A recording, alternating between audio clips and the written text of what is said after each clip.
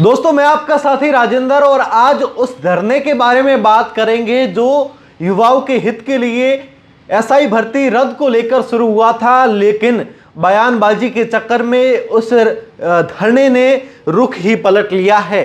हनुमान बेनीवाल का एक बयान और उसके बाद सामाजिक सौहार्द लगातार बिगड़ते जा रही है। सोशल मीडिया एक्स पर लगातार युद्ध छिड़ा हुआ है।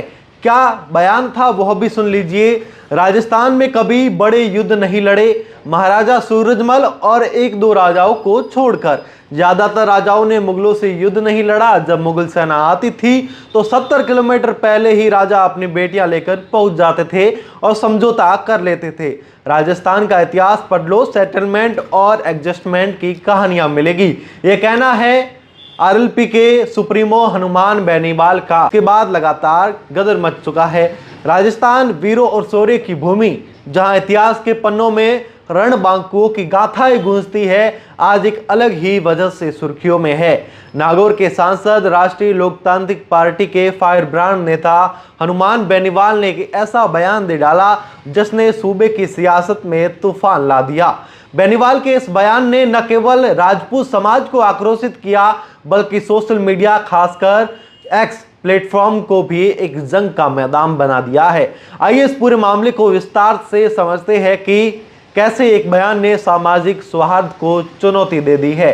हनुमान बेनीवाल, जो अपनी बेबाकी और तीखे बयानों के लिए जाने जाते हैं, उन्होंने हाल ही में जयपुर के शहीद स्मारक पर चल रहे एक धरने में राजस्थान के इतिहास को लेकर विवादास्पद टिप्पणी की। उन्होंने कहा, राजस्थान में कभी बड़े युद्ध नहीं लड़े, महाराजा सूरजमल और एक दो राजाओं को छोड़ दो। ज्यादातर राजाओं ने मुगलों से युद्ध नहीं लड़ा। जब मुगल सेना आती थी तो 70 किलोमीटर पहले ही राजा अपनी बेटियां लेकर वहां पर पहुंच जाया करते थे। ये कहना है हनुमान बेनीवाल का। और वहीं पर यह बयान इतना तीखा था जैसे कि किसी ने राजस्थान की शान पर ही सवाल उठा दिया हो। बेनीवाल ने आगे कहा कि राजस्थान के लोगों को स्वतंत्रता संग्राम में कोई खास योगदान नहीं रहा और यहाँ की धरती पर लड़ाई का इतिहास नहीं है। उनके इस बयान का एक वीडियो सोशल मीडिया पर आग की तरह फैल गया और फिर शुरू हुआ विवादों का सिलसिला। फिर हुई एक एक्स पर जंग। बेनीवाल का बयान एक्स प्लेटफॉर्म पर आग की तरह फैला और देखते ही देखते यह सामाजिक और सियासी जंग का मैदान बन गया।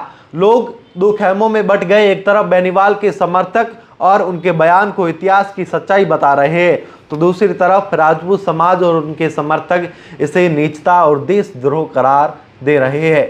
वहीं पर एक यूजर ने लिखा है एक्स पर, हनुमान बेनीवाल ने इतिहास की 4 लाइन बता दी और चटनी सेना वाले आक्रोशित हो गए। यह एक यूजर का कहना है।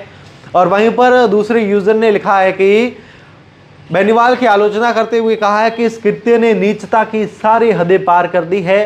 राजस्थान का गौरवशाली इतिहास सबसे विशिष्ट है, लेकिन बेनीवाल इसे विस्मृत कर रहे हैं। कुछ यूजर ने तो बेनीवाल के खिलाफ देशद्रोह का मुकदमा चलाने की मांग तक कर डाली है। ये बयान प्रत्यक्ष रूप से देशद्रोह है। राजस्थान पुलिस को कड़ी कार्रवाई करना चाहिए। ये लोगों की टिप्पणियां सामने आ रही है। इन टिप्पणियों में कई बार व्यक्तिगत और आपत्तिजनक हमले भी देखने को मिले, जिसने सामाजिक स्वार्थ को खतरा पैदा कर दिया है। जाट और राजपूत समुदाय के बीच तनाव की खबरें भी सामने आई, जो बेनीवाल के बयान को सामाजिक विभाजन का हथियार बनने का संकेत दे रही है। हनुमान बेनीवाल का यह बयान उस समय आया जब वह जयपुर के शहीद स्मारक पर 2021 की सब इंस्पेक्टर भर्ती को रद्द कराने और पेपर लीक मामले की सीबीआई जांच की मांग को लेकर धरना दे रहे हैं। यह धरना युवाओं के मुद्दों को उठाने के लिए था, लेकिन बेनीवाल ने इसमें इतिहास और राजस्थान की वीरता पर सवाल उठाया, एक नया विवाद खड़ा कर दिया। सवाल यह है कि धरना युवाओं के हक की लड़ाई के लिए था, तो बेनीवाल ने इतिहास को क्यों कोरेदा?